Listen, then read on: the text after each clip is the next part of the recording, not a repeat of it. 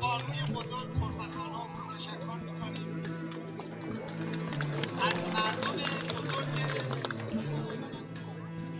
و مهمان نواز ریوند پایین، ریوند بالا و خراسان بزرگ و ریوند باستانی تشکر میکنیم. خیلی خوشحال و میزبانی شما را عرض میکنیم.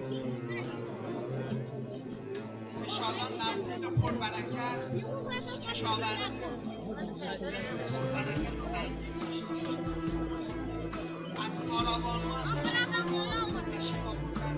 دعواتی در خدمتشون هست. به افتخار مردم تاجیکستان و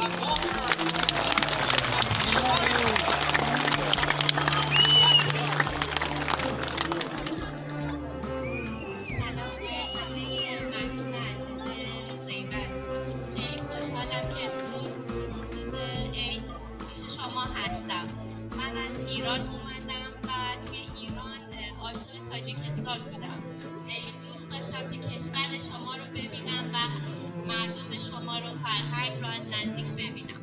خیلی خوشحالم امروز خداوند به من لطف کرده و تونستم که اینجا پیش شما باشم. از شما محبت و عشق و اصالت به من داره میرسه. افتخار میکنم که همه ما از نسل بزرگ آریایی هستیم و پیشینیانمون یکی هستن. همه با افتخار زندگی کردن، با محبت، با صلح و خیلی خوشحالم که امروز این عید بزرگ خدمت شما هستم و در کنار شما. نوروزتون مبارک باشید.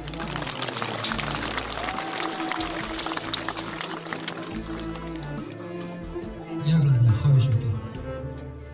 بودید که نوین مردمی سربلندی ایران زمین و تبریک انعامی همه ما و شما بودم. چقدر سخنهای پرمحتوا گفتم.